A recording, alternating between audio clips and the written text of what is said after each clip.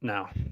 Ladies and gentlemen, we're back, and it's time to talk some madness. Let's start with Heisman talk. Guys, Jaden Daniels really should win it tomorrow night, I believe. He clear cut 50 touchdowns, over 1,000 rushing yards, 4,000 passing yards. Been the best player in college football. I think Bo Nix losing in the Pac-12 championship kind of just really sealed the deal on that. But guys, what are your thoughts on Heisman? Mike, you want Go to go for it. first?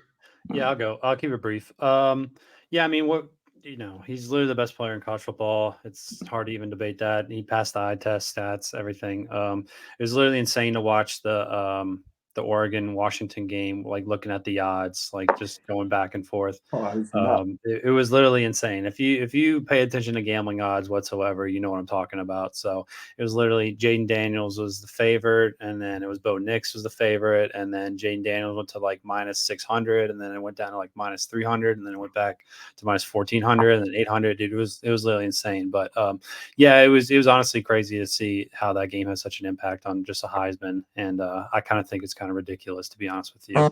How that one half could literally determine who the best player in college football is. But yeah, he was the best player in college football all year.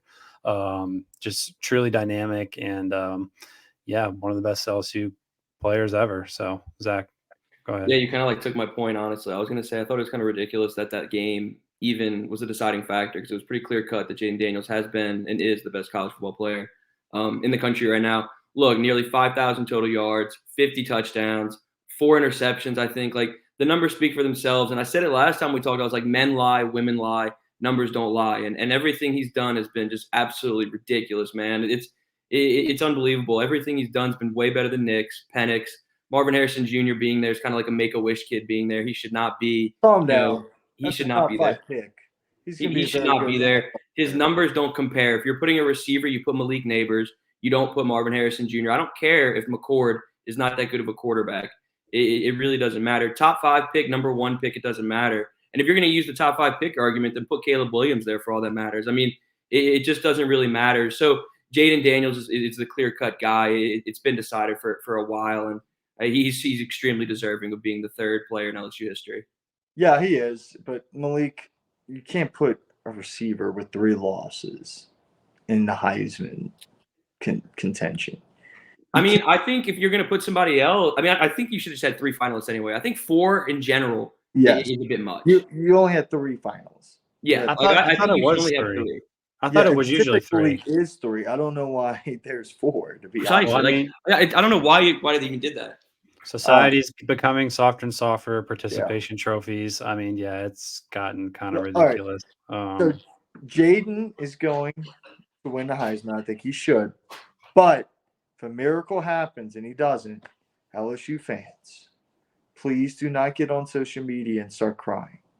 Oh, they're not listening to this. I do have They're a question tuning out. though. Do you think, like, kind of going back to the Marvin Harrison Jr. thing, do you think him being a finalist and obviously not winning it, do you think it sets the tone for him to win the Bolitnikov tonight? And when I say Yeah. tonight, we're filming this on Friday. Yeah, I think he does actually. Just kind of sitting there, he shouldn't. I think Malik should win that award, but I think he does. I kind of agree with you on that too. Unfortunately, I can't get over the fact that he's a Heisman finalist. You're right. You can't put a 3-loss wide receiver. You're right. You can't do that. You His can't. numbers And don't sit here are and whine that fantastic. it's being unfair to LSU and that, oh, everybody's against LSU. It's every LSU fan in the book, bro. Dude, stop it, bro. You're about to win the Heisman. You have 3 national championships in 20 years. You got a baseball title and a basketball title in the same year and a Heisman. Nobody's going against you, bro.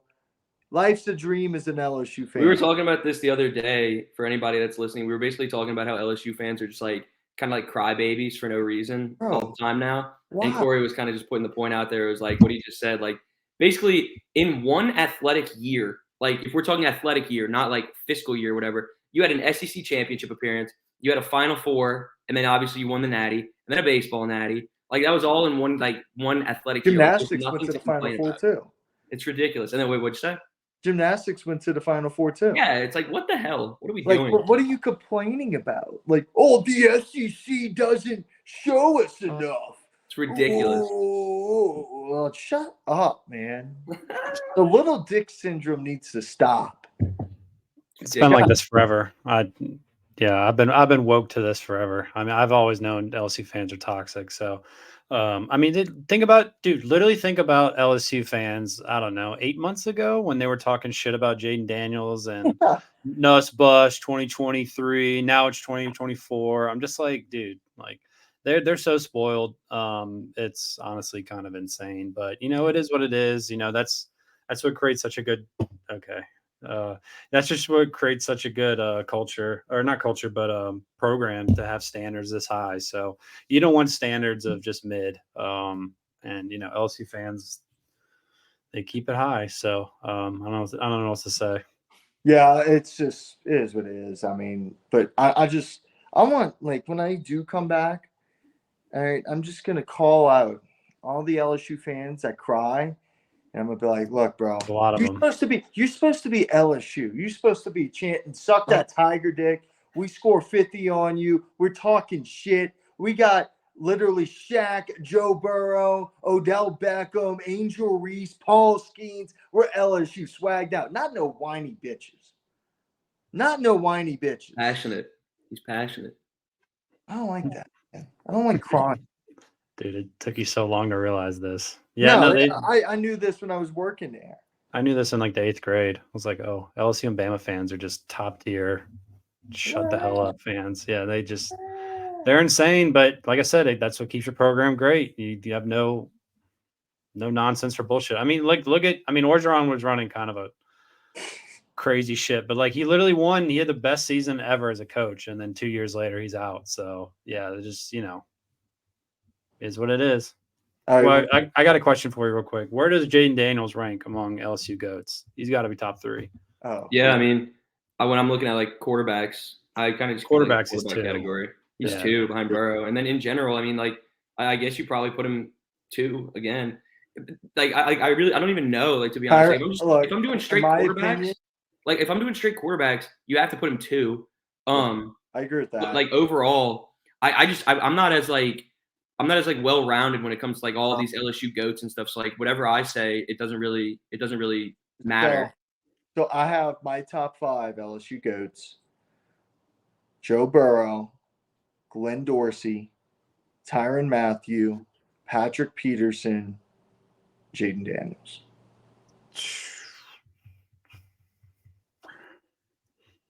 I can work with that. Is there an argument to be made that he could be the best quarterback in LSU history? You left Billy Cannon. I'm excluding Tommy Casanova and Billy Cannon guys. So Billy, all those guys. Like I'm putting like, let's go like a pre. Go like last 30 years. Yeah, let's go like last 30 years. Yeah. That's my top. He's up there. I mean, he's gonna be regarded as one of the greats. So, I just figured to ask. I mean, it's pretty crazy. Yeah, I mean, I wouldn't say this. I wouldn't say he's better than Burrow, but like a case could be made because his last year was better than Burrow's junior year. So people could make that case, but his stats are pretty close. Pretty incredible career for the ASU transfer who was getting trashed for transferring. So you want to talk about recruiting? Is that? Yeah, I mean, dude, this transfer portal stuff is ridiculous. Like, and I know you're seeing it all too with Colorado and shit too. I mean, it's a free agency market. LSU really, I guess before I even get to transfer portal stuff, obviously today, Mike, LSU got Gabriel Relaford. They flipped him from Texas A&M. It's a monster get for this program. He's a freak. In my opinion, he's the best defensive lineman in the state. He's better than Dominic McKinley, who's kind of like that 5-star, high 4-star status.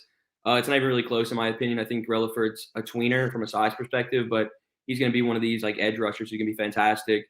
So you get him. It's a big time get, but transfer portal stuff is madness right now.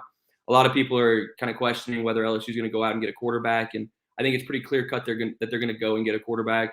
They had an in-home visit with MJ Morris, the North Carolina State quarterback, Wednesday rather. Joe Sloan went up to Raleigh and met him in his apartment, and then the kid actually went over to Maryland yesterday for an official visit to go check them out. I don't know if LSU gets him, but for them to kind of be going and doing visits and doing all this and that sets the tone that you're going to go get a quarterback to push Nuss and kind of like put competition, Or B, I mean, have somebody who's just like a solid backup that can sit back in case an injury happens. But they've also been in contact with Boise State quarterback Taylor Green, I was told as well. So there's a lot of different things that are happening right now. It's an interesting quarterback market because there's so many high profile names, and those high profile names aren't really going to want to come to a situation where Nussmeier is damn near your guaranteed starter. But look, you're going to go get a quarterback, and it's going to be an interesting situation just because if Nuss gets hurt, you're falling on a redshirt freshman and Ricky Collins, who people have said he's just not ready yet, and I agree. And then if he gets hurt, you're falling on a 16, 17-year-old Colin Hurley who reclassified a grade. He's going to be coming to campus in January at 16 years old. It doesn't even make sense. Like, this kid is so young, and basically he won't turn 17 till sometime in the spring right before camp starts. So you get a quarterback, you do what you got to do. And look, to kind of like end the rant, the transfer portal's madness. And I can tell you right now, LSU is going to go get Texas A&M safety Jordan Gilbert. To me, from what I've heard, it's basically a done deal. They need a safety. The defensive back position is a key. And then you'll go get wide receiver / kick returner Xavier Thomas from Mississippi State. In my opinion, that's pretty much a done deal as well. So, look, you're getting two key guys. It's a position of need. You need leadership at the receiver position. And another guy at the cornerback position is Jair Brown. He's a Louisiana native from Ohio State. He played his first 2-3 years there. So you got guys coming, but man, this transfer portal stuff is a mess. And I know, Corey, you're seeing it firsthand at Colorado. Yeah. No, 100%. And, Colorado is obviously in the market for offensive linemen. They got the best offensive linemen out of high school. Offensive tackle. So, yeah, it's been crazy. Also, I hear Shepard from Vanderbilt is potentially going to Tulane now. Yeah, LSU has been kind of like going through his film, going through him and that. They didn't offer him. Like, they haven't offered him a scholarship just yet. But that's a guy like right there and down the road in Mandeville that they're like keeping tabs on just in case, seeing what happens. But look, if he goes to Tulane, that's an interesting move, in my opinion. But Will Rogers to Tulane might be potential as well. Will Rogers, Mississippi State quarterback in his 8th season. Damn, I was seeing some stuff about Washington, honestly, for him. That'd be really interesting if he went there. Yeah. Yeah, no, at LSU, getting Xavier Thomas, in my opinion, will be a massive get. Dude, whenever I watched like a few games of Mississippi State just here and there, a couple quarters, shits and giggles, the Egg Bowl and all that stuff. So every time I watch him, he's making plays. He's dynamic. You add a returner, you got a returner to LSU, which they haven't had in forever. I mean, the returners for LSU now are fair catch it and just make sure you catch it. He's going to do what Aaron Anderson was supposed to do. Yeah. That's what you're getting. Like, you're getting Xavier Thomas to fill the role that Aaron Anderson was supposed to. Yeah. Aaron Anderson was moving at half speed. He couldn't catch a damn ball ever. He failed in the return game early, and they didn't fall back on him at any point in time. So you get somebody like Xavier Thomas who's proven this isn't a redshirt freshman. This is a guy he's a seasoned vet. He's been in the game. He's a Louisiana native. He checks all the boxes for Brian Kelly. So, look, it's a big time get if he ultimately seals the deal. And I think he will. I really think he will. Wait, I got it. And then you said Jordan Gilbert. He started, right? And then he got injured for A&M? Yeah, so he and Jacoby Matthews, who's also a Louisiana native, were kind of like their safety. Jacoby, bro. Yeah, and so for somebody like Jordan Gilbert to enter the portal right off rip, you knew that Brian Kelly and this program was going to attack him, and they have. Once his name was officially in the portal, they went out, offered him, and now it's kind of like a waiting game, in my opinion. I think he's going to end up, at LSU sooner rather than later. Like I said, him and Thomas both, and then Jair Brown from Ohio State's also a name to monitor. They need DBs. They need to bring in at least 3. Yeah, I agree. Real quick, 2 more things for college football. First thing, I'm going to give a shout out to Tulane for going to get John Sumrall, great coach. Didn't believe after Willie Fritz left in the kind of madness talking about not having facilities and Tulane administration not buying in after a Cotton Bowl appearance and beating USC and winning 11 games this year. I was like, man, Tulane's just going to fall back to where they've been. Just disappointing, so much potential. But they went out and they got probably the best guy they could have gotten, a coach that has 2 straight 12-win seasons, has won the Sun Belt the last 2 years, rebuilt a program that had 3 straight losing seasons. So Tulane, great job. You're probably only going to keep them for 2 years, but you know what that means? You keep winning. You're probably in the playoff contention the next 2 years now. Really awesome to see that we have another program in the state has a chance to go to the playoffs now. Yeah, that's a tremendous hire, man. Like, he did fantastic stuff at Troy, and I feel like he can just carry success over there. he's a pretty good recruiter in my opinion too. So I just feel like everything is gonna dominoes keep falling Tulane's way. I'm excited. I'm really excited. One question for you, Zach. ETN from Florida went in the portal. Is there any chance LSU scoops him, or is it kind of wait and see with Logan Diggs? Or I don't think so. From what I've heard, I think Logan Diggs is going to go pro, which is a really interesting move in my opinion. Because I think he could come back and make himself some serious money and become a third-round pick. Nothing's set in stone yet. There's no decision made, but from what I've heard, it kind of sounds like Logan Diggs is going to go pro. But like I said, anything can happen. Somebody can talk him out of it and ultimately come back. But that running back room's so loaded. You got Caleb Jackson, Trey Holly, Caden Durham, a top 10 running back in the country that's coming in. Josh Williams potentially has another year of eligibility and could come back too. So for some way, shape, or form, he has another year of eligibility. But kind of getting back to your question about ETN, I don't see LSU being in the cards. The ETN family doesn't like LSU very much.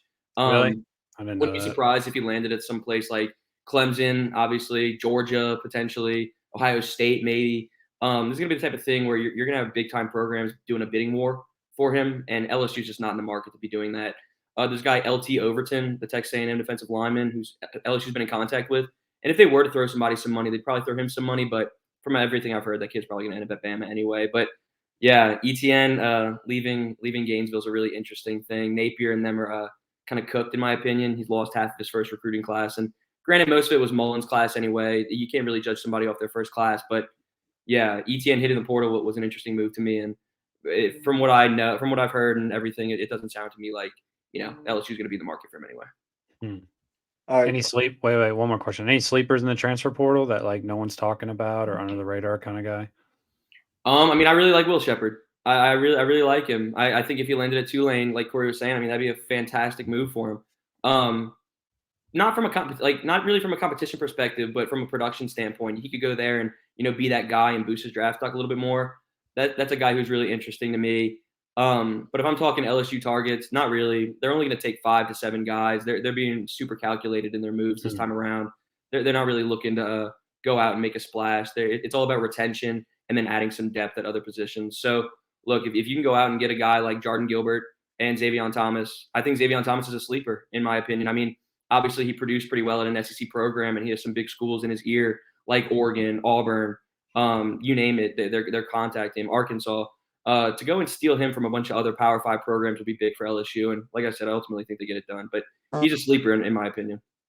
All right, let's talk college football playoffs. Yeah, y'all. I just ranted for probably 12 minutes. So y'all go a little bit crazy on college football playoff. I'll give my take in a minute. You want to go first, Mike, or you want me to go? Okay. There's a lot of ways you could break this thing down. Does it need to be expanded? Yes. Is it getting expanded? Yes. 2 teams absolutely deserve to get in there, Michigan and Washington. So that's right. I'm stating the obvious here. So 2 teams out the way. So you got 2 slots, right? You got Georgia, Florida State, Bama, and Texas. So out of those 2, I mean, I'm literally putting Georgia in there. I'm sorry. Like 29 straight wins, back-to-back national champions. You lose by 3 to Bama. It's not like you got your ass kicked in Bama or against Bama. So I'm putting Bama and Georgia in there. I don't give a shit. Florida State. Oh, why didn't we get in? It's because your freaking quarterback went down. What if Jane Daniels went down? What if Penix went down? Like, come on, this is a joke.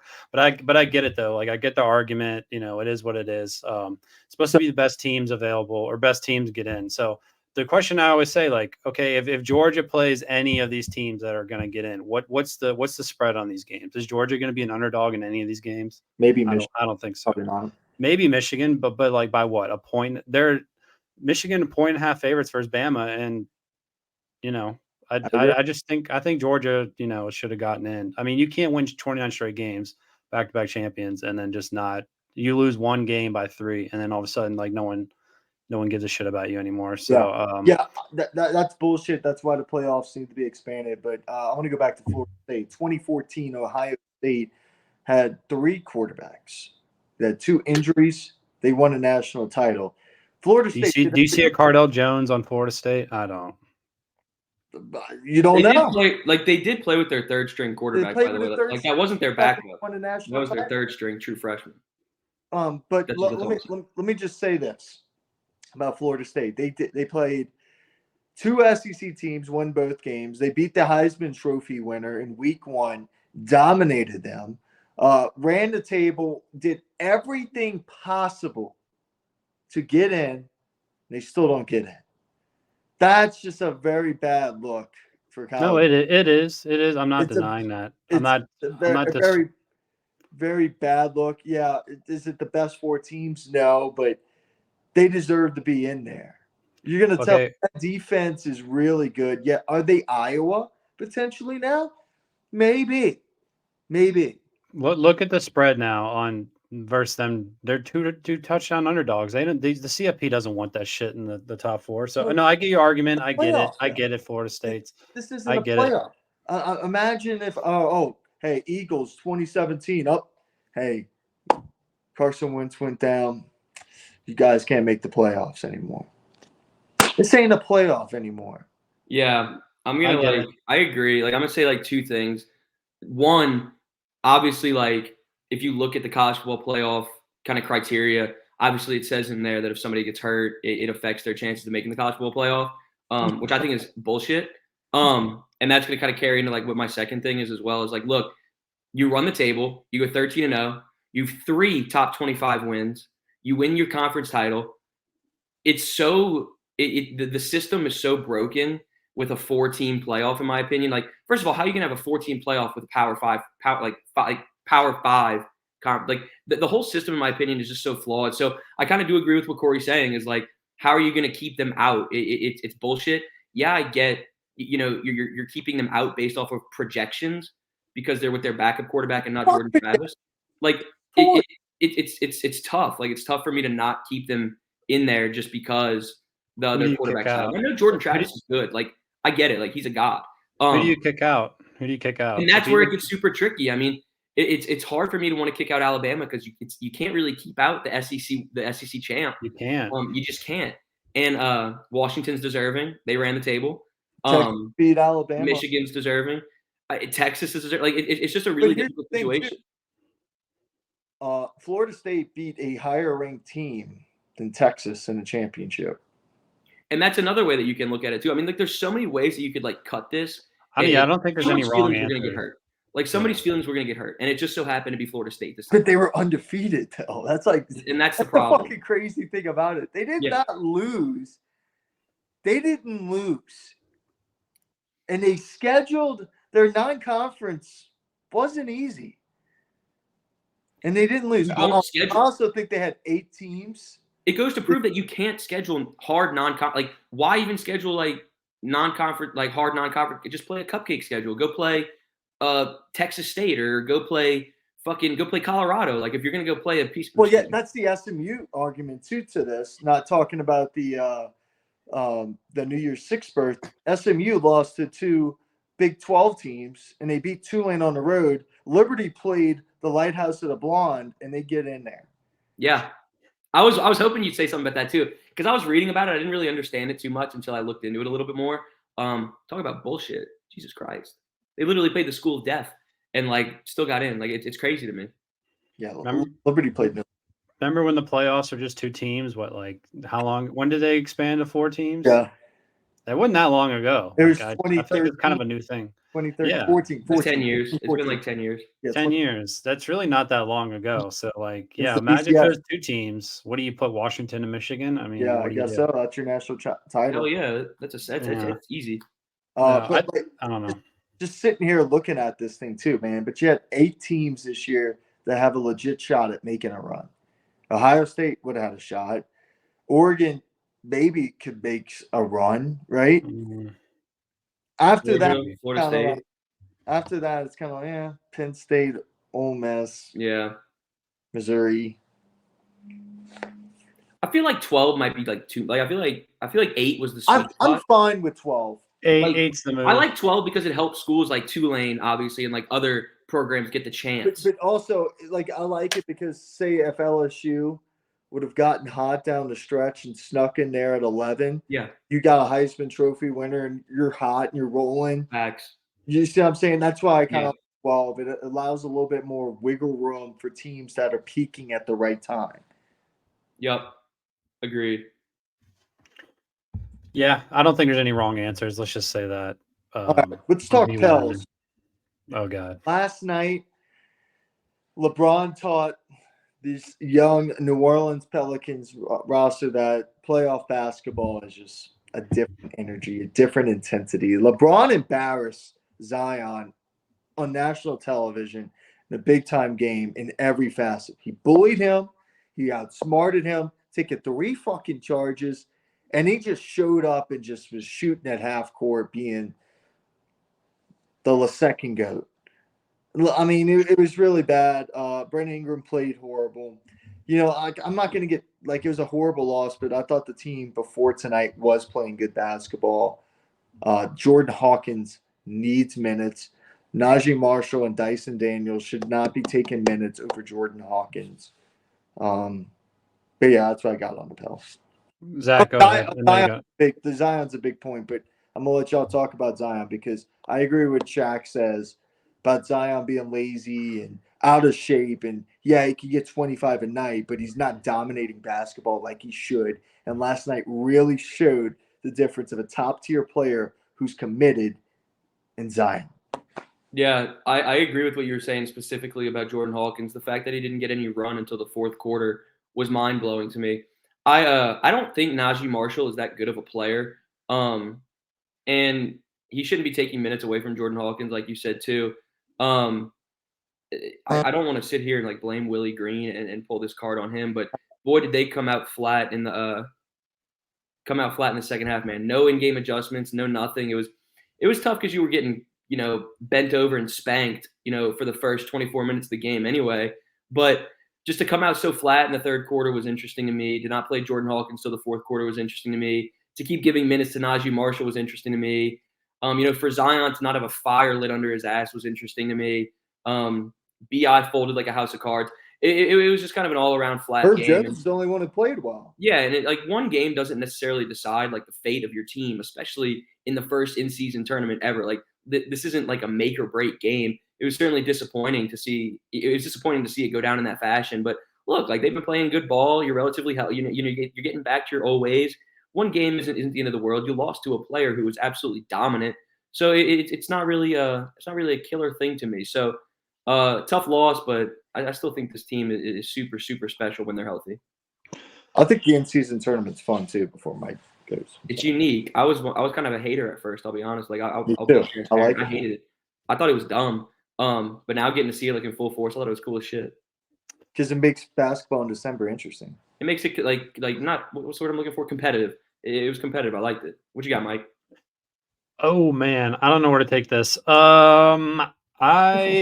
My opinion is I think they went out and partied the night before. I really do. They even kind of alluded to it in the press conference. Like, how are you going to celebrate this? And BI and Zion look at each other like they've already got plans committed. So I know even Willie's speech the other night before this game, they were like, he was talking about going out in Vegas and all that kind of stuff. So, these guys, they're 20-something-year-olds, multimillionaires worth hundreds of millions of dollars. I think Zion just showed up. And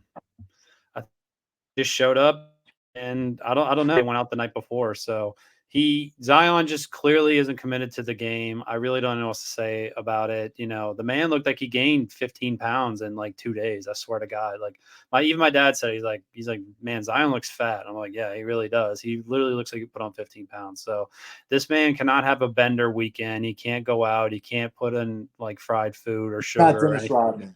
Yeah, he literally can't do it. If he doesn't dedicate himself 100%, not 95%, but 100%. Like the man's fucked. Like honestly, like he's gonna put on weight fast. I really don't know. No one really truly knows except Zion and God what his dietary habits are. So, yeah, it's just a shame. Like the whole city's relying on you. Basketball fans revere you. You're generational. You're literally a generational talent. I don't know what to say. They're literally paying you $200 million. They're giving you a dietitian.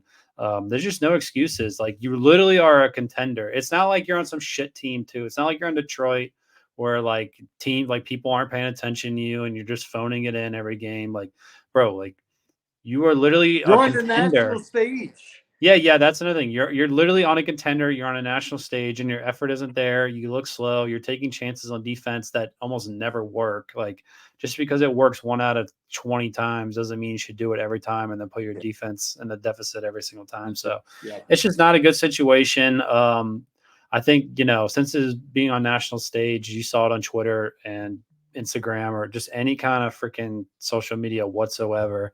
So yeah, it's just not a good situation, man. I really don't know what to say regarding him. I mean, The he's got to get you them see together, that, but you can't keep saying that because if it hasn't clicked by now, I don't think it ever will. and you sit there and you watch Tyree Halliburton just dominating with the Pacers in every aspect: shooting, passing, defense, playmaking, IQ. And you're like, damn, man, why can't we get that effort from our two stars? Yeah, no, I mean, like you said, Herb Jones is the only one that gave a shit last night. I mean, Alvarado, I think always cares. We talked about before the pod, but yeah, these guys, they just have to care. They have to buy in. Like when they had that hot mic on Willie Green, and he's like, "Get your hands up, get your hands up." Herb Jones and Alvarado, the only two guys, listen to what he says. So you have to have buy-in. I mean, I really don't know what to say. Zion just got to get it together, man. If he doesn't get it together by the trade deadline, I mean, you really have to consider flipping him, even if it's for like Pascal Siakam or whatever. Like, take 70, 80 cents on the dollar and just get what you can, or just get the fuck out of this nightmare. Because like, you will have to pay Murphy. You already paid Herb Jones. Like McCollum's contract still looming. So like, you can't let this black cloud sit over this team. I mean, you play college sports, like if your teammate's super talented and not trying. they're not trying, and like your team depends on Waste him of on being a potential. contender. Yeah, like how do you think your teammates feel about it? So it's just, you see Brandon Ingram lock himself in gyms. He fell short last night, but he's not getting shit. I mean, rightfully so. Zion's the leader of this team, and it's not a good situation. Like I said, I would seriously consider trading him at the trade deadline if things don't progress in a positive way. It's just I don't know what to say about this team. You want to talk about Saints real quick, or no? You just want to say they suck? They deserve well, I don't know. What is there to even say about the Saints at this point? I mean, I'm a new fan every week. I truly hope they lose every single game. There's really nothing to say. I mean, like they deserve to get booed. And Mickey Loomis, and he's like, "Oh, what is there so many?" Like, come on, man. There's no direction. There's no future with this franchise. And you said it, and I agree with you. It's going to be a long rebuild. Yeah, Saints fans have no idea. Aging roster, no quarterback, no head coach. It takes years to build a culture. They quit on Dennis Allen. Yeah, They the quit first on half. Derek Carr. The first quarter and first half was literally embarrassing. cheering when Taysom comes in the game and booing when he goes out. Yeah, no, Saints fans have no idea. You talk about LSU fans being bad. I'm not saying Saints fans are being bad whatsoever, but I'm saying like the denial with this team is insane. Like, oh, put in Jameis, it's gonna make things better. I'm like, okay, yeah, it'll make things more fun. I wouldn't say it's gonna make things better. Like, he's gonna turn the fucking ball over. I mean, look at the passes he threw. He literally should have had a pick on the first pass he threw. Like, there's just like the man threw 30 interceptions in 1 year. Like, give me a break. He's gonna make it fun. There's no doubt about it. But New Orleanians like Jameis because he loves New Orleans, and the old saying is, if you love New Orleans, they'll love you back. So, it's not a good situation. There's no culture. It's an aging roster. You cut every player in the NFL and like just be below the cap. I mean, your GM comes out and says, I don't get why they're booing and all this nonsense. So it's just not a good situation. I truly hope they take a step back to take 2 steps forward. I mean, they have to lose every single game. They have a perfect opportunity to get a top 8 pick. So, I mean, you can position yourself to get a QB. There's 3 good ones in my opinion. So, bro, they better win this week. I mean, when I say they better, I mean like not my expectation. I mean my expectation, but like if they don't, like wow. Like my dad was like, "Oh, they should fire Dennis. If they don't win this week, they're gonna fire someone." I'm like, they're not firing anyone until the end of the year. I don't care how bad it is. It's just not a good situation. Organization. They want to be the family business. They want to keep stability. Well, stability is 20-45 as a head coaching record in the NFL. Yeah. No, it's pretty terrible where they're at right now. So, like I said, people say, "Oh, tanking in the NFL doesn't work," but you need that QB, you need that leader. You would hope that like the Saints could somehow get Daniels or And it's a lot May of or quarterbacks coming out. yeah, no, like you gotta if you're a Saints fan, the most opportune or the most opportunistic outlook is to say, "Oh, well, look what Burrow did with a shit team." It's like, well, you turn them into a Super Bowl contender in 2 years. Like, that's what you got to hope on for the Saints. But I don't. I think there's 3 quarterbacks I really like in this draft coming up. I think yeah, everyone says that, but Caleb, then May, Daniels. yeah, I don't. Like Penix is in. you could literally rank those guys however you want, and I'm not going to dispute it. I think Williams could be one, May two, or vice versa. Any of those guys could be one. I think they're all pretty much equal in my opinion. I'd take William. Who? How would you rank it? I don't even know how to rank it. I'll probably rank it Williams, May, Daniels, but the gap's not far. I think Caleb might be farther from. I think May and Daniels are like right next to each other. You could flip either one of those. I still think Caleb Williams is one. Yeah. No, they all possess different things. Like people say, "Oh, he's Caleb Williams, Patrick Mahomes." Like he's not Patrick Mahomes. I mean, he has qualities of Patrick Mahomes, but I don't know. I think Drake May. I like Drake May. If the Saints got any of these guys, I would be ecstatic. But history tells us one's going to be an All-Pro, and then the other two are probably going to bust out or be average. So it's just I think it has a chance to be the 2020 draft class. Yeah, 3 really good. Who was in that? Who was in? Is that the Herbert draft? That was Burrow, Herbert, Allen. Tua. Oh, when did Allen go? Allen was your bust too. That was Allen, Darnold, and Baker. And Josh that's Rosen. what I'm saying. That's what I'm saying. Like all these guys are high draft picks, and like a lot of them don't pan out. So you're right, but I do feel like this could be like the 2020 draft class with Herbert, Burrow, and Tua. And then you got because I see May like kind of like a Herbert almost.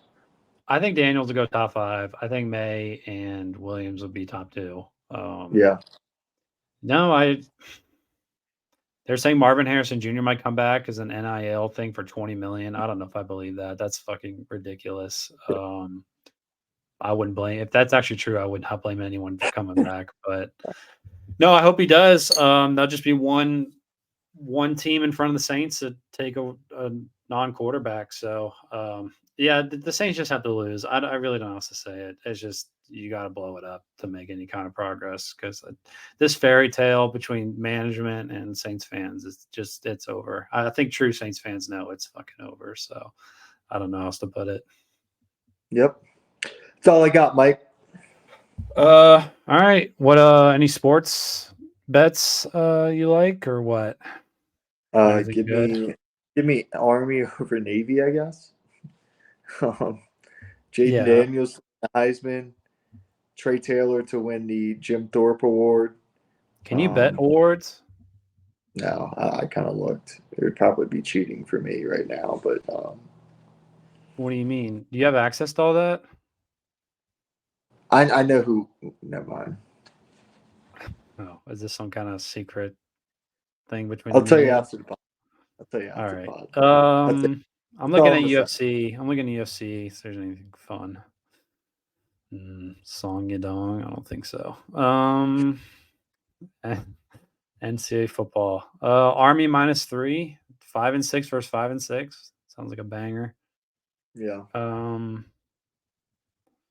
Let's see. Saints have moved up to -6. Yeah, I've had enough looking at this. But yeah, all right. That's all I got. Anything else you want to plug? Roll Wave. All right. Move. They did good. I'll put on the Cajuns hat for you too. That's all we got. Support all my Louisiana teams. Peace out. If you guys could like and subscribe, I'd really appreciate it. And we'll see you next week. Peace out, homies.